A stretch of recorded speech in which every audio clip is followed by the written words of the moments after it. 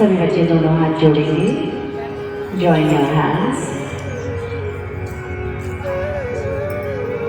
वक्रतुंड महाकाय सूर्यकोटि समप्रभ निर्विघ्नं कुरु मे देव सर्वकार्येषु सर्वदा। सरस्वती मया दृष्ट्वा वीणा पुस्तकधारिणी हंसवाहिनी समायुक्ता विद्यादानं कुरुते मम। गुरुर्ब्रह्मा गुरुर्विष्णु गुरुर्देवो महेश्वर गुरुर्साक्षात् परब्रह्मा तस्मै श्री गुरवे नमः। तस्मै श्री गुरवे नमः। नारायण नारायण नारायण। हाथ नीचे, ज्ञान मुद्रा। So how are you all children? Fine? Enjoying life? Parents are happy with you? Teachers are also satisfied with you? ठीक है। तो अब मैं आपसे प्रश्न करूंगी, आपको उसका उत्तर देना होगा, और जो भी उत्तर देना है वो हाथ खड़े करना, एक साथ नहीं बोलना, ठीक है? आप सब ह्यूमन बीइंग्स हो, हाँ या ना? यस और नो? ठीक। तो अब कहते हैं कि जो मनुष्य है वो सर्वश्रेष्ठ है। तो सर्वश्रेष्ठ क्यों है? ऐसे कौन से गुण हैं आपके अंदर कि आप सर्वश्रेष्ठ सर्वोत्तम कहलाते हो? Why are you superior to all the other living beings? Who will give the answer? Just raise your hand. And specifically, two very important points are there which distinguish you. दूसरा माइक।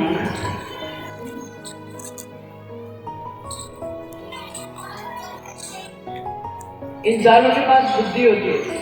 ठीक है, बढ़िया। और कोई?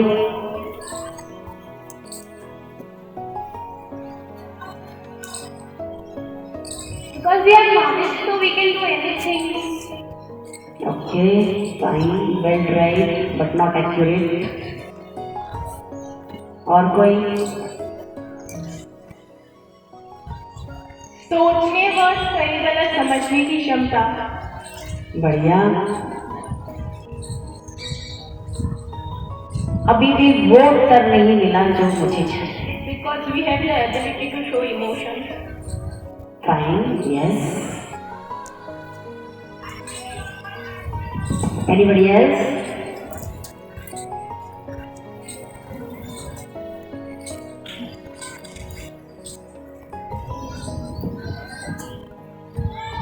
क्योंकि हम हमारे emotions को व्यक्त कर सकते हैं। वो तो उसने भी अभी यही बोला। और हमारे पास बोलने की क्षमता है।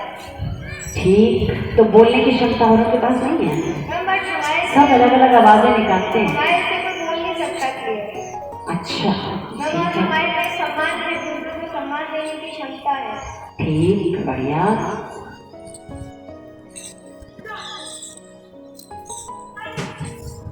अभी भी एक्यूरेट आंसर नहीं मिला। कोशिश तो सबने करी अच्छी। चलो, सही होना उतना आवश्यक नहीं जितना कोशिश करना आवश्यक है. So you have tried, that is the good thing, you know. But I'd like to make it very clear to you that there are 2 points which make you superior to all others. First is, you all have the freedom to do what you want. आप सबने देखा है ना, चिड़िया पशु पक्षी सब होते हैं, सब काम करते हैं, लेकिन कुछ क्या है, शाकाहारी है, उनका भोजन निश्चित है भगवान की तरफ से, वो सिर्फ सब्जी पेड़ पौधे फल यही खाएंगे. कुछ मांसाहारी है, ठीक है ना, और कुछ दोनों तरह का भोजन करते हैं. You have studied in science herbivores, carnivorous and omnivorous, yes or no? But human being is the one who has been given the freedom. He can choose any kind of food, yes or no? Second thing, you have got the freedom. If you want, you can get up early in the morning at 4 o'clock, begin your day in a good manner, or you can keep on sleeping till 6, 7, 8 o'clock also. Do you do that or not? Yes or no? Yes, ma'am. But birds and animals, if you have seen, they do not have that freedom. At the fixed time between 4 to 5, they will all wake up and they will start moving in search of food. Have you seen that or not? चिड़ियाएं जो होती हैं 4 से 5 बजे के बीच उठ के और सुंदर सुंदर कलरव करना शुरू कर देती है, अपना गुनगुनाना शुरू कर देती है. वो अलार्म लगाती है क्या बच्चों? नहीं ना. और आप लोग तो अलार्म लगा के भी अलार्म बजता तक ठक बंद किया फिर सो गए, थोड़ी देर और सो गए. हाँ या ना, है कि नहीं? सोच विचार करने की जो स्वतंत्रता है वो आपके पास है. बाकियों को तो सोच विचार करने की स्वतंत्रता है ही. भगवान ने उनके यहाँ पर एक चिप फिक्स कर दिया, उसी के अकॉर्डिंगली उनकी पूरी डेली रूटीन चलती है. शाम होगी, गौ माताएं चरने जाएंगी, संध्या समय हुआ वापस अपने अपने घर की तरफ चल देते हैं, है कि नहीं? चाहे कोई उन्हें बताए या ना बताए. तो कर्म करने की स्वतंत्रता किसको मिली है? किसको मिली है?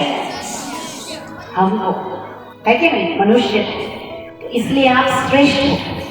और दूसरा पॉइंट, अभी तक किसी को आ गया? समझ में आया? दूसरा पॉइंट क्या हो सकता है?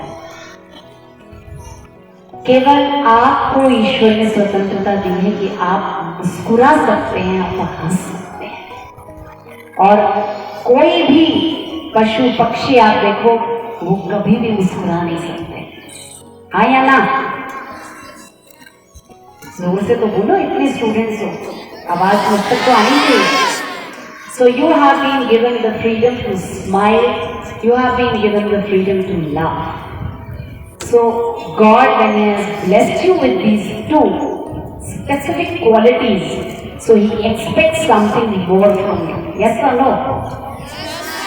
God expects that you should always spread what?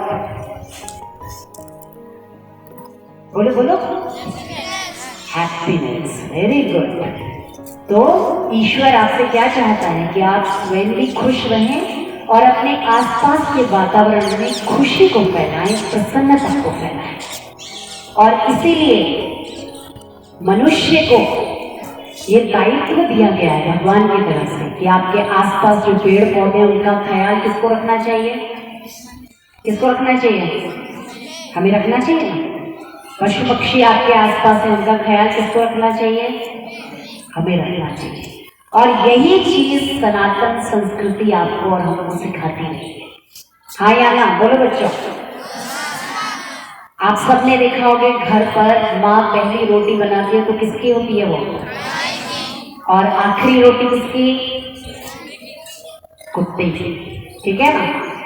और पहले में सब लोग जब भी भोजन बनाते थे तो उसके बाद भगवान को भोग लगाते थे. क्या करते थे? आज भी अधिकतर घरों में लगाया जाता है.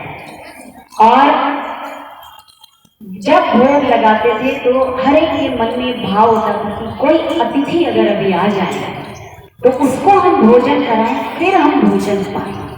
क्योंकि हमारी संस्कृति ने क्या कहा है, मातृ देवो भव, बोलो बच्चों, पितृ देवो भव, आचार्य देवो भव, अतिथि देवो भव। ठीक है, तो ईश्वर जो है साक्षात स्वरूप में आप रोजाना देखते हो, रोज दर्शन करते हो। सबसे पहले किसके रूप में, माँ के रूप में, फिर पिता के रूप में, फिर आपके जो शिक्षक गण हैं, आचार्य, टीचर्स, और फिर आपके जो गेस्ट, अतिथि। तो अपनी संस्कृति कितनी विशाल है कि नहीं है।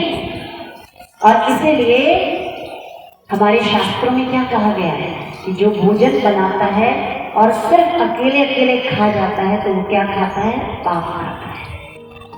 इसलिए हमारी संस्कृति ने क्या सिखाया है कि आप सबने देखा होगा, घरों में बड़े बुजुर्ग होते हैं तो एक मुट्ठी दाना निकालते हैं, जाते हैं चिड़ियाओं के लिए डाल के आते हैं। देखा है कि नहीं बच्चों, है ना। चींटियों का घर होता है तो उसके ऊपर जाके आटा और चीनी मिला के डाल के आते हैं, डालते हैं कि नहीं। और गौ माता की रोटी तो पहले बनती है और कुत्ते के लिए भी रोटी निकलती है। गर्मियाँ आती हैं तो सब अपने घरों के ऊपर छोटे छोटा बर्तन रखते हैं, उसमें पानी रखते हैं कि नहीं। तो ये क्या है, पर दुख कातर। क्या है ये, पर दुख कातरता, अर्थात दूसरे के दुख कष्ट को भी समझना और दूर करने का प्रयास करना। ठीक है कि नहीं। कोई स्टूडेंट हो, क्लास में फर्स्ट आता हो, 100 में से 100 लाए रहेंगे, पर उसके बगल में कोई बीमार हो तो उसको पूछे ही नहीं तो उसको अच्छा स्टूडेंट बोलेंगे। उनके टीचर्स जाए तो रिस्पेक्ट ही नहीं करें, विश नहीं करें तो उसको अच्छा स्टूडेंट कहेंगे। घर में बड़े बुजुर्ग हों, उनका आदर मान नहीं करें तो उसको एक अच्छा इंसान बोलेंगे क्या, नहीं ना। तो आप सबके अंदर ये सब क्वालिटीज होनी चाहिए कि नहीं होनी चाहिए। जो आप ज्ञान प्राप्त कर रहे हो, एजुकेशन जो आप ले रहे हो वो ठीक है, बुकिश नॉलेज, लेकिन उसके साथ में व्यावहारिक ज्ञान होना बहुत जरूरी है। क्योंकि आप क्या हो, सर्वश्रेष्ठ। तो आपका दायित्व है आप स्वयं भी खुश रहें, अपने आसपास भी खुशी का वातावरण बना करके रखें। और वो कब होगा, जब आपके आसपास सब लोग प्रसन्न होंगे, हाँ या ना। इसीलिए सनातन संस्कृति में कितनी ऊंची शिक्षा दी है कि रोज सुबह उठ करके हमें 1 लोटा जल तुलसी के पौधे को देना चाहिए। सिखाया कि नहीं सिखाया हमारी संस्कृति ने। कितने बच्चे चढ़ाते हैं तुलसी जी को जल, वेरी गुड। और जो नहीं चढ़ाते हैं वो भी चढ़ाना शुरू करें। क्यों, क्योंकि आपको स्वतंत्रता दी है ईश्वर ने कर्म करने की। और जब कोरोना आया तो सबको तुलसी की महत्ता पता चली कि नहीं चली बच्चों, चलिए ना। क्यों महत्व थी बताओ, कौन समझाएगा मुझे। तुलसी जी का इतना इंपॉर्टेंस क्यों सबने महसूस किया कोरोना के टाइम में। मैम क्योंकि तुलसी एक मेडिसिन की तरह कोरोना में यूज हुई थी। ठीक है, इससे भी ज्यादा इम्पोर्टेंट क्या था, कोरोना में पेशेंट्स को किस चीज की डेफिशिएंसी हो रही थी, जल्दी दौड़ के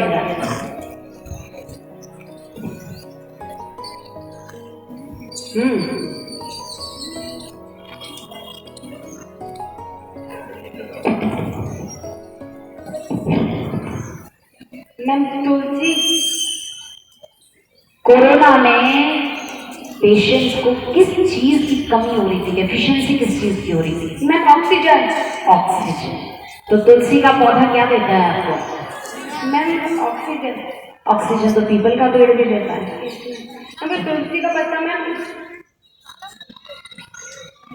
ऑक्सीजन से भी आगे की चीज क्या देता है tulsi. Senior student should know it. 8वीं से ऊपर के तो हर विद्यार्थी को पता होना चाहिए। हम काढ़ा मिलता है।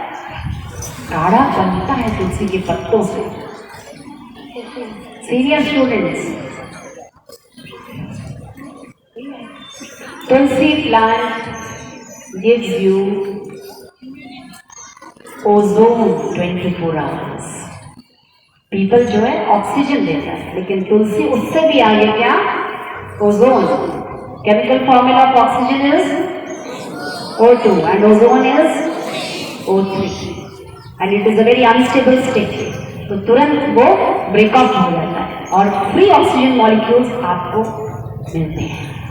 तो इसलिए पीपल ट्री से भी आगे एडवांस है तुलसी। और कोरोना के समय में सबको ऑक्सीजन की कमी हो रही थी, सांस लेने में दिक्कत हो रही थी, तो इसलिए उस समय पर तुलसी का एक एक पौधा कितने कितने रुपए तक का बिका था बच्चों, बताओ, सबको पता होगा। 500 रुपए तक का एक पौधा बिका था। तो हमारे ऋषि मुनियों ने, हमारे शास्त्रों ने हमें कुछ सिखाया है शुरू से कि तुलसी का पौधा अपने घर के आंगन में जरूर होना चाहिए। उसको रोजाना 1 लोटा जल हमें देना चाहिए। क्यों? क्योंकि तुलसी के जो पत्ते होते हैं ना, उनसे एक पेल येलोइश लिक्विड निकलता है जो अपने आप इवेपोरेट होकर पूरे एनवायरनमेंट में फैल जाता है, जिसको हम क्या बोलते हैं, किसी को मालूम है? सोचो। और जिसके कारण जहां तुलसी का पौधा होता है उससे कम से कम 2 किलोमीटर तक जो उसका रेडियस बनता है, उसके अंदर में हार्मफुल बैक्टीरियाज और वायरसेस नहीं है। तो वो आपको ऐसा वातावरण देता है जो आपको स्वास्थ्यप्रद होता है और उसके कारण आपकी इम्यूनिटी बढ़ती है, उसके कारण आपकी रोग प्रतिकारक शक्ति बढ़ती है। तो इसलिए आप सब बच्चों को रोजाना तुलसी जी को 1 लोटा जल देना चाहिए।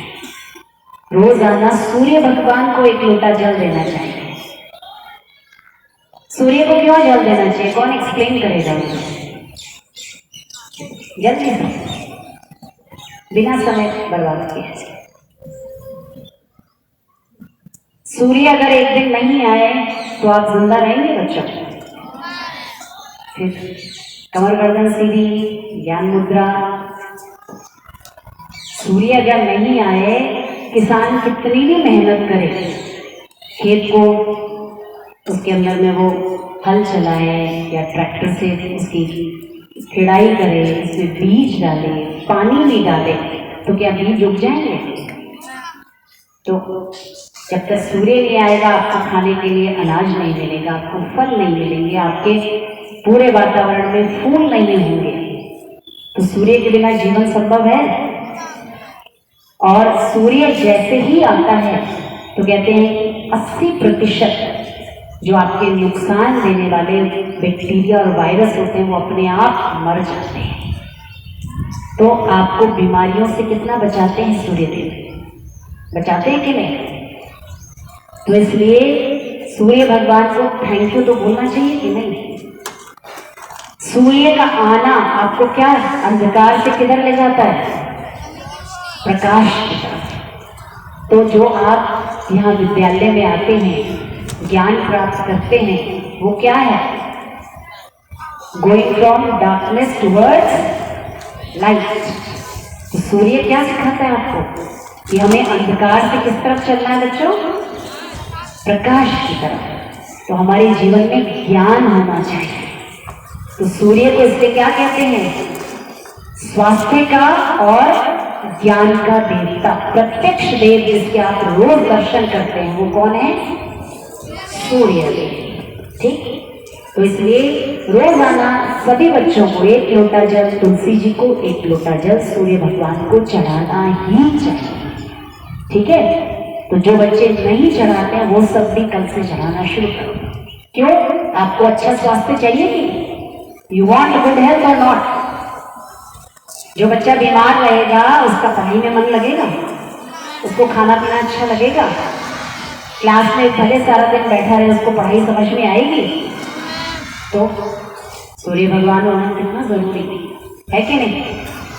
तो उनको थैंक यू तो बोलना चाहिए, हाँ या ना? अब आप सबको मैं एक छोटी सी कहानी सुनाती हूँ। सभी बच्चे कमर गर्दन सीधी, ठीक? एक लड़की थी, उसका नाम था मल्लिका। वो जब बड़ी हुई बहुत ही खूबसूरत, बहुत सुंदर,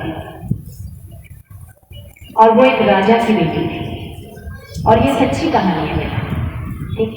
बहुत खूबसूरत थी। तो आसपास के जो राजकुमार थे ना, आसपास के राज्यों के, उनको लगा कि मेरी शादी हो जाए, दूसरे को लगा मेरी हो जाए। लेकिन वो लड़की जो थी ना, बहुत चरित्रवान थी और बहुत ही ऊंचा लक्ष्य था उसका जीवन में। तो वो किसी को भी हाई नहीं करती थी।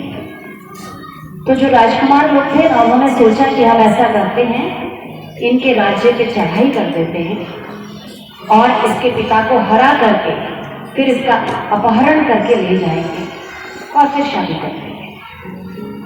तो गुप्तचरों से इस लड़की को इस पूरी योजना का पता चला। जब इसे पता चला तो इसको आया कि अरे, अगर ये हमारे राज्य पे चढ़ाई करेंगे, निर्दोष लोग मारे जाएंगे।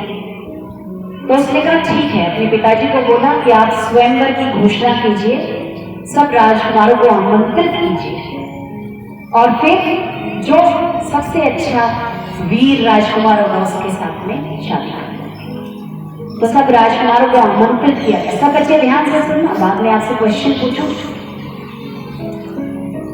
तो इसने क्या किया, जितने में इसके पिताजी ने सबको आमंत्रण भेजा, इसने अपने जैसी एक खूबसूरत सी मूर्ति बनवाई, बहुत खूबसूरत, बिल्कुल इसकी डुप्लीकेट, और उसके ऊपर में एक ढक्कन लगाया और उसके अंदर ये 3-4 दिन से रोजाना उसमें भोजन डालने लगे। भोजन जो करते हैं ना, सब्जी, दाल, रोटी, चावल, उसके अंदर डालना। और फिर स्वयंवर का दिन आया। सब राजकुमार दूर दूर से आए थे, वे उनको इंतजार कर रहे थे, देखो किसको मिलती है मल्लिका। आए। अब जब राजकुमार लोग आए तो महल में बैठने लगे तो सब जो मूर्ति थी वो सामने रखी हुई थी। सबको लगा कि यही मल्लिका है, क्योंकि इतनी सुंदर और हूबहू उसके जैसी थी कि बिल्कुल लग ही नहीं रहा था कि ये मूर्ति है। अब वो सब राजकुमार उस मूर्ति की तरफ देख रहे कि अब कुछ बोलेंगे, अब कुछ बोलेंगे। और हर राजकुमार सोचा कि आज तो मैं इसको वर दे जाऊंगा। उतने में दूसरी तरफ से आवाज आई और वहां से मल्लिका अंदर। सब राजकुमार सोच रहे क्या हुआ, ये तो सब इधर से आई है। उसने आकर के सबको नमस्कार किया और फिर उसने कहा कि आप सब मेरे सौंदर्य के लिए यहाँ पर आए हैं। सबने कहा हाँ हाँ बिल्कुल।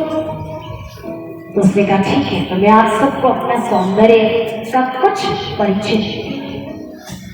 उसने उस मूर्ति के पास जाकर के उस ढक्कन को जैसे ही हटाया तो पूरे महल में क्या फैल गई बच्चों?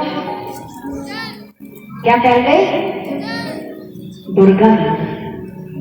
क्योंकि 4-5 दिन से अगर भोजन सड़ता है तो उसमें से क्या आती है?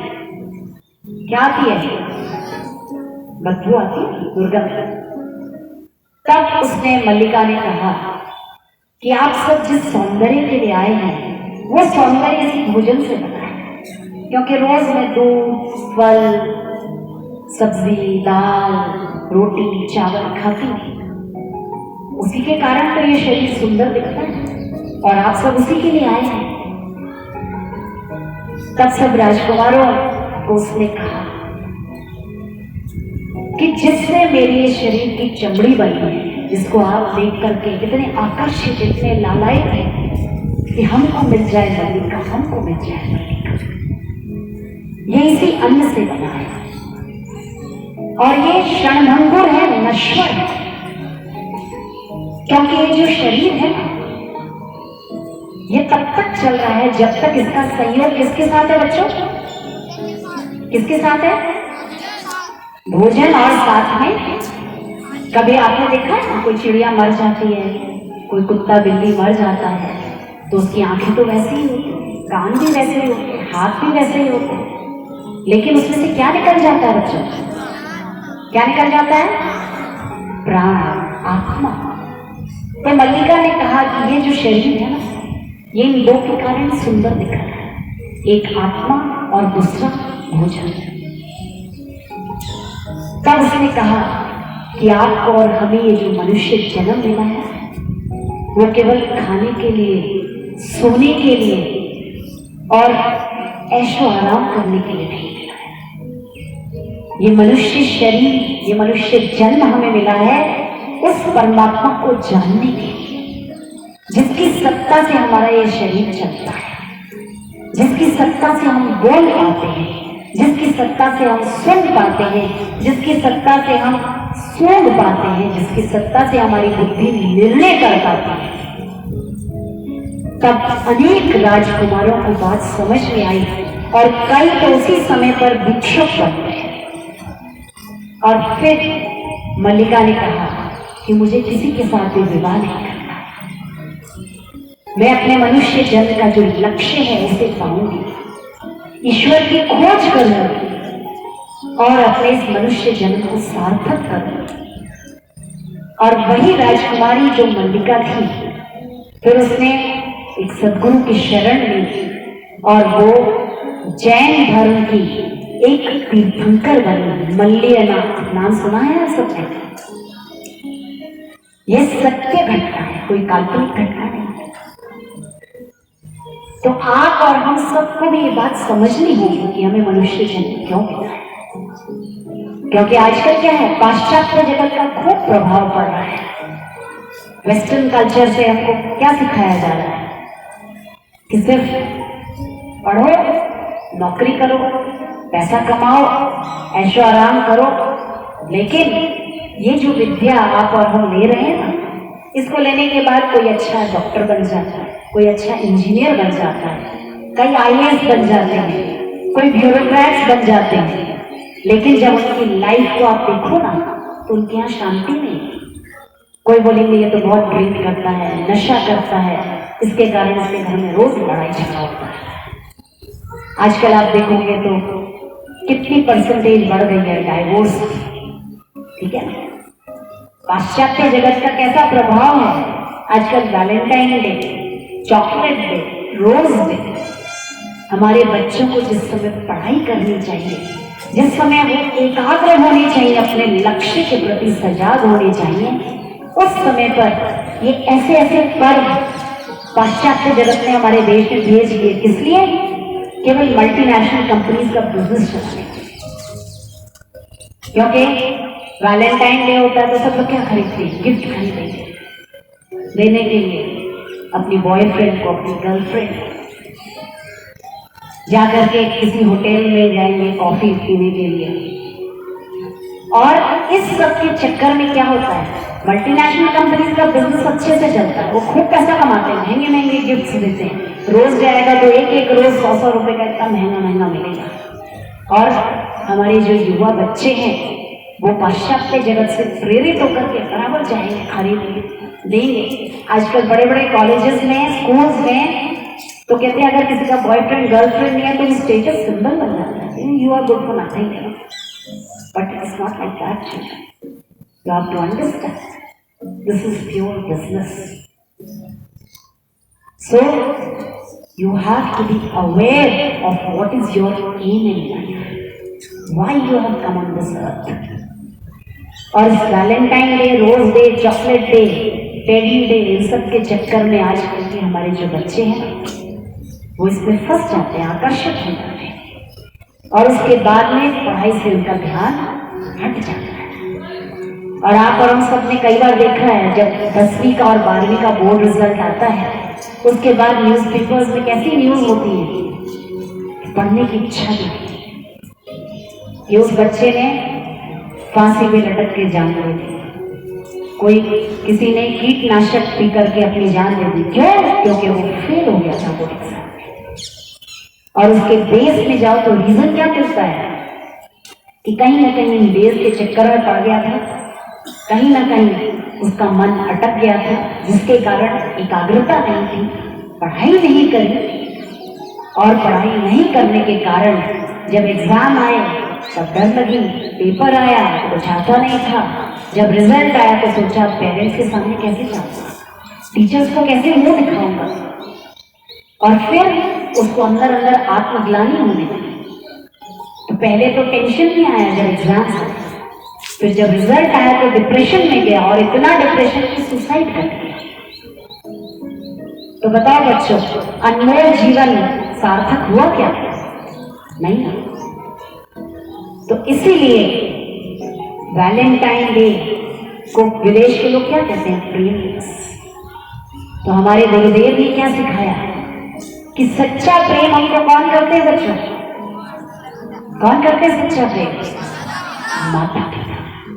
हमारे माता पिता, हमारे शिक्षक, वही हमको सच्चा प्रेम करते हैं, क्योंकि वो हमेशा क्या चाहते हैं कि बच्चा उन्नत हो, बच्चा सफल हो। माता पिता अपने खर्चे कम करके आपको इतने बड़े बड़े स्कूलों में पढ़ाते हैं, आपकी फीस भरते हैं, लेकिन चाहते क्या है? सिर्फ एक चीज कि आप सफल हो जाइए। आपके टीचर्स आपके पीछे इतनी मेहनत करते हैं, आपको कोई भी प्रॉब्लम आएगी टीचर बोलेंगे डोंट वरी बेटा, you come to me, come in my free period, I will help you out. तो टीचर्स आपसे क्या चाहते हैं? क्या दोगे आप टीचर्स को? क्या दे सकते हो? कुछ भी नहीं, सिर्फ आदत। सिर्फ कल को जब आप सफल हो गए तो आपके टीचर्स बोलेंगे वो मेरा स्टूडेंट था, हाँ या ना?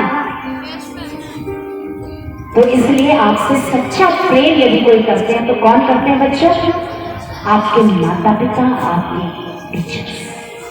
तो उनका हमेशा आदर करना है, उनकी हर बात को ध्यान से सुनना है, कभी भी जीवन में लेफ्ट राइट नहीं करना है। और इसीलिए कहते हैं कि 21, 22, 23 साल तक का जो समय है सबसे इंपॉर्टेंट समय है। तो जब विद्यार्थी 7वीं 8वीं में पहुंचते हैं ना, उससे लेकर के और कॉलेज तक का टाइम, इस समय को यदि आपने संभाल लिया तो पूरा जीवन आप आनंदित होकर के रहेंगे, और इस समय को यदि आपने खो दिया तो सारा जीवन आपको रोना पड़ेगा। तो स्वामी विवेकानंद का नाम सुना ना सबने? कमर गर्दन सीधी, ज्ञान मुद्रा। तो स्वामी विवेकानंद को किसी ने पूछा था कि स्वामी जी अगर आपको दोबारा से आपका बचपन लौटा दे तो आप कौन से 2 विषय पढ़ना चाहोगे? तो स्वामी जी ने क्या कहा था? कौन बच्चा बताएगा मुझे? जल्दी बोलो, don't waste time, just raise your hand. Swami ji को जब पूछा गया था कि अगर आपको दोबारा से आपका बचपन लौटाएं और आपको फिर से पढ़ने का मौका मिले तो आप कौन से 2 विषय पढ़ना चाहोगे? किसी को मालूम है आंसर? नहीं? ठीक है, तो ध्यान से सुनिए, जबकि आप सबको मालूम होना चाहिए। पता है किसी बच्चे को? उधर माइक पहुंचाना जल्दी से। Maybe I get the right answer.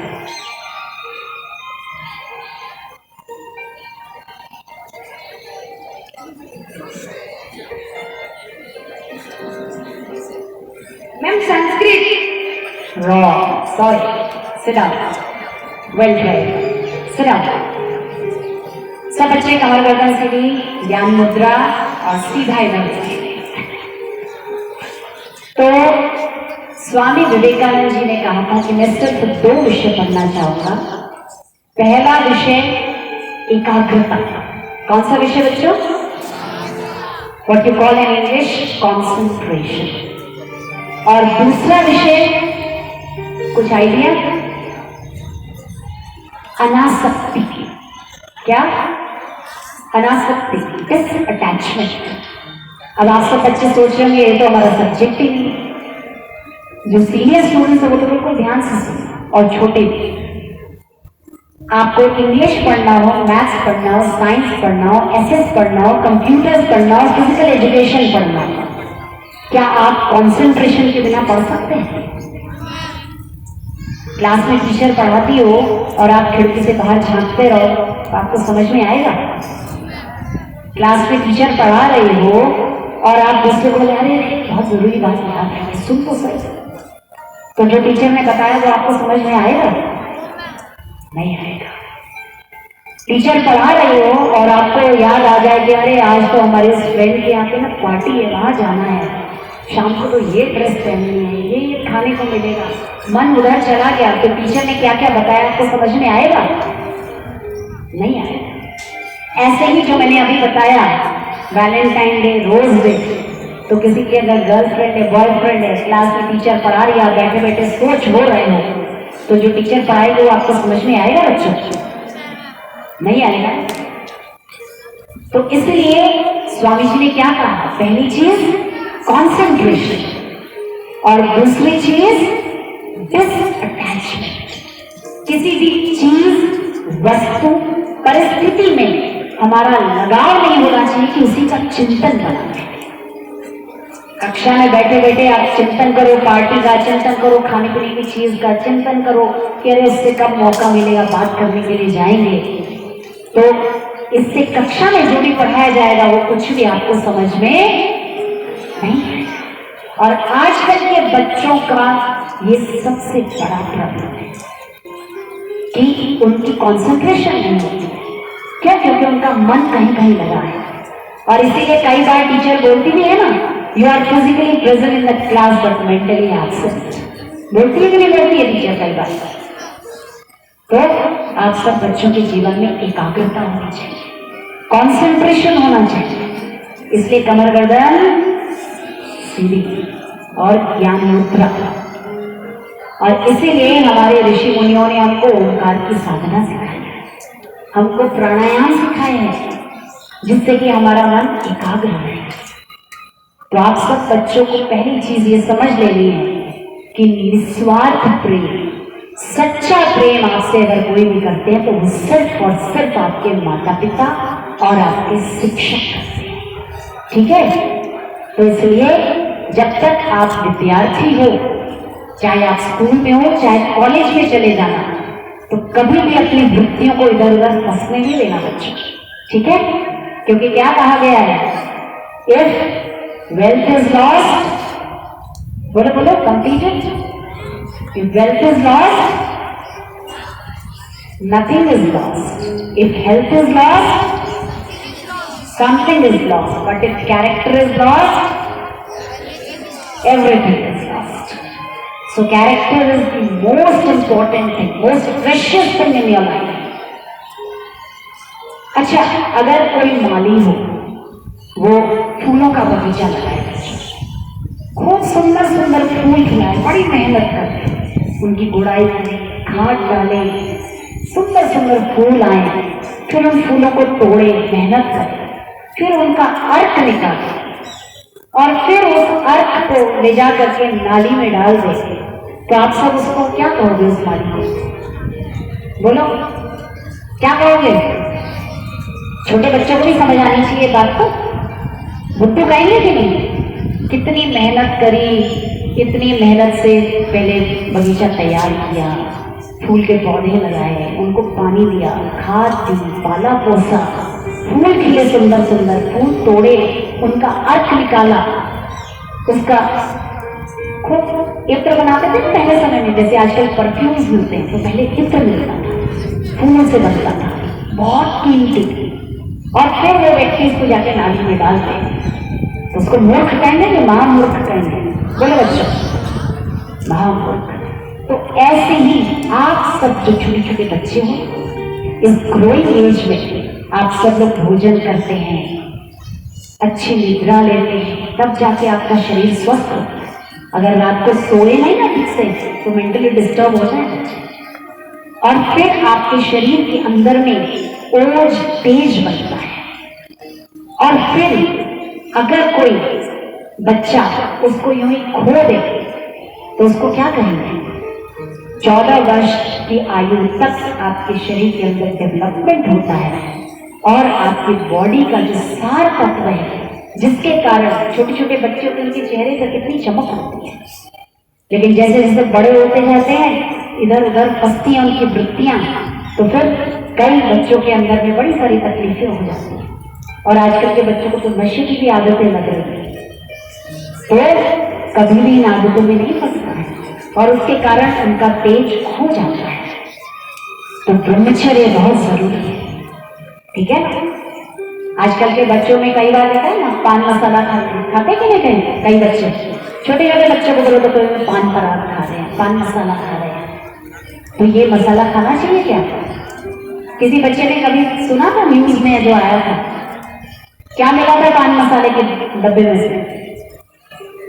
जल्दी बोलो, फिर पूरा करेंगे। क्या मिला था उसमें से?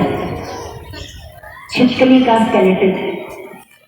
और उसकी मैन्युफैक्चरिंग को जब देखा गया, सच में वो उस छिपकली के पार्ट्स डालते हैं।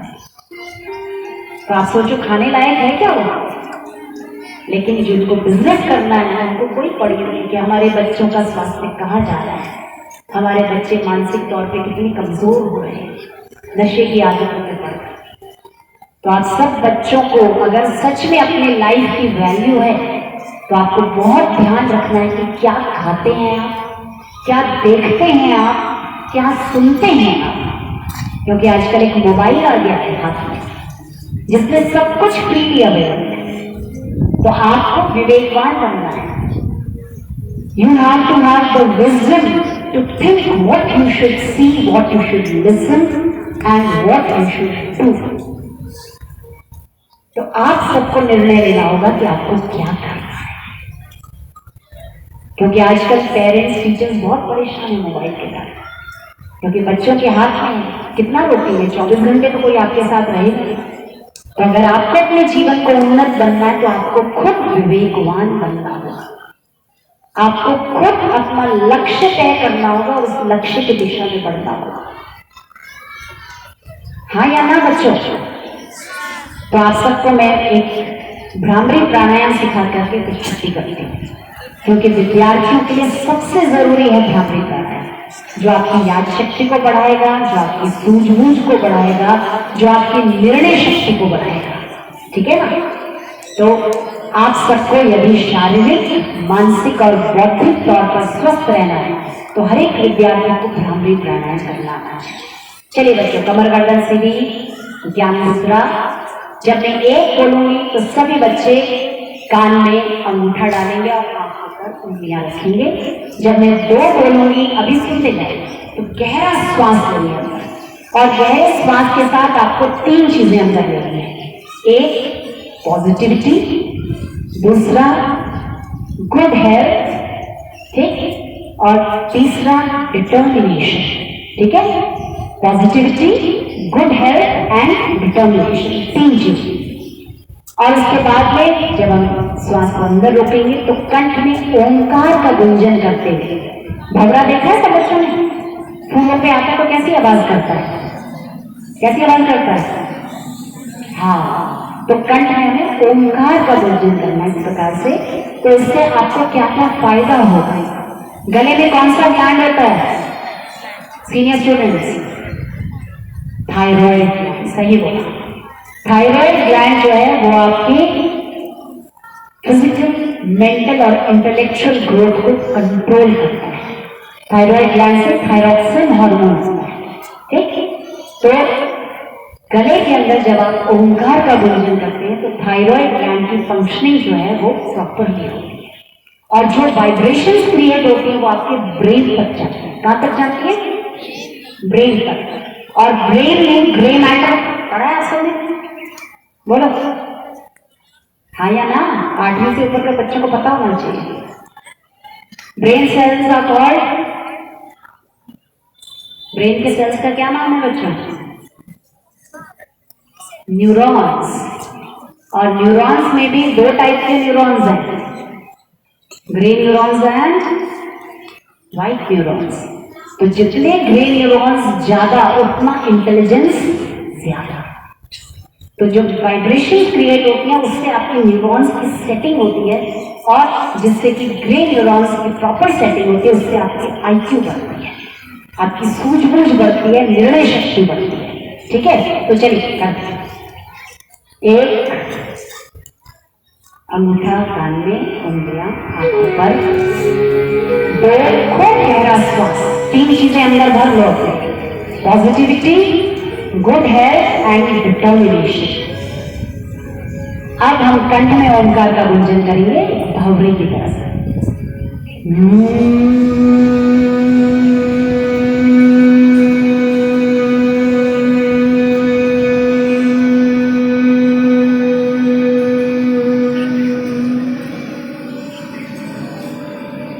फिर से गहरा श्वास लीजिए, खूब गहरा श्वास, लो लो लो, लंग कैपेसिटी बढ़ेगी इससे। और 3 चीजें अंदर भर ली ना, अब शुरू करो कंठ में।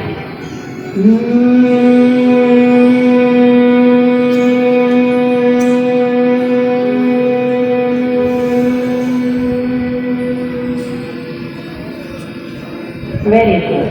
फिर से लीजिए, खूब गहरा श्वास, लो लो लो, और रुको। 3 चीजें अंदर भर ली याद करके। अब कंठ में ओंकार का गुंजन शुरू।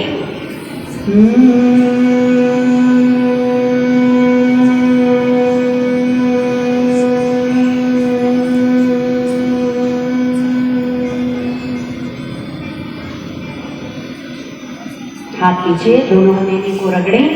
मन आरोग्य शक्ति जागृत जागृत, मम नेत्र ज्योति वर्धय वर्धय। बोलिए सभी बच्चे, मम आरोग्य शक्ति जागृत जागृत, मम नेत्र ज्योति वर्धय वर्धय। अब दोनों हथेलियों को आंखों पर लगाइए, इससे आपकी नेत्र ज्योति बढ़ेगी। ठीक, इसी को क्या बोलते हैं? Reiki, healing by touch. ठीक, और सबके जीवन में हास्य का होना बहुत जरूरी है। डॉक्टर्स भी कहते हैं ना, laughter is the best medicine.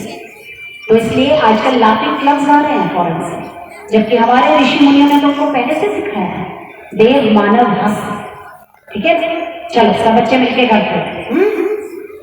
दोनों हाथ आगे जोड़ लें। हाँ चलिए,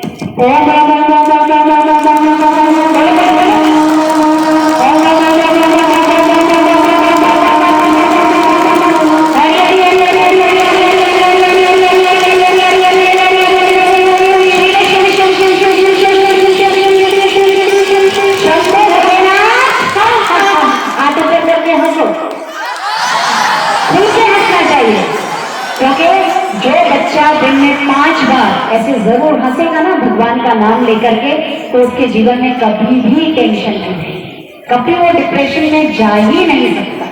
1-2 घंटा पढ़ के जब आप थक जाओ तो ऐसा करो। ठीक है कि सभी टीचर्स भी करें, सभी स्टूडेंट्स भी करें। चलिए,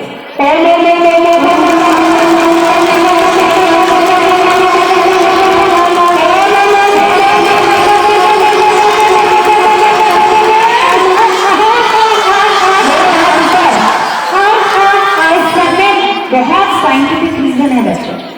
जब आप हाथों को ऊपर करते हैं तो आपकी जो भी सोच है वो ऊर्ध्वगामी होती है, आपकी जो ऊर्जा है वो नीचे के केंद्रों से ऊपर के केंद्रों में होती है, और इससे आपका मेंटल डेवलपमेंट बहुत अच्छा होता है। आप एकदम रिलैक्स हो जाते हैं, और जब आप रिलैक्स रहेंगे तो फिर जो भी काम करेंगे तो उत्साह के साथ करेंगे कि नहीं। रात को क्यों सोते हो? बिना सोए काम चल जाना चाहिए। क्यों सोते हैं? जब थक जाते तो रेस्ट। तो सब सुबह उठते हैं तो फुल्ली एनर्जेटिक, नई ऊर्जा होती है कि नहीं। तो ऐसे ही ये जो हास्य प्रयोग है, ये आपको दिन में 4 से 5 बार जरूर जरूर और जरूर करना चाहिए। इससे आपके लाइफ में बहुत पॉजिटिविटी है, रिलैक्सेशन है, and you will be very very energetic. ठीक है, तो अब कितनी बातें आपको समझ में आ गई, और इन सब बातों को मेरी आपसे रिक्वेस्ट है कि आप इन सब बातों को याद रखना। और आपको एक लास्ट टिप दे जाते हैं कि जब भी आपके टीचर्स कुछ भी पढ़ाएं तो हर बात को ध्यान से सुनना, और कैसे सुनना, जीभ को तालू में लगाना। तालू समझते हैं सब बच्चे? ऊपर मुंह में जीभ की नोक जो है उसको तालू में लगाओ और फिर सुनो। तो कहते हैं जैसे कंप्यूटर में सेव बटन होता है ना, कुछ भी फीड किया तो सेव करना है, तो जब चाहिए वो आ जाएगा कि नहीं बात। ऐसे ही, और इस चीज को डॉक्टर डायमंड ने भी अब साइंटिफिकली प्रूव किया है कि जीभ तालू में लगा करके जब हम कुछ भी चीज सुनते हैं या याद करते हैं तो परमानेंटली हमारी मेमोरी में सेव हो जाती है। तो ये आपका सेव बटन है, ठीक है।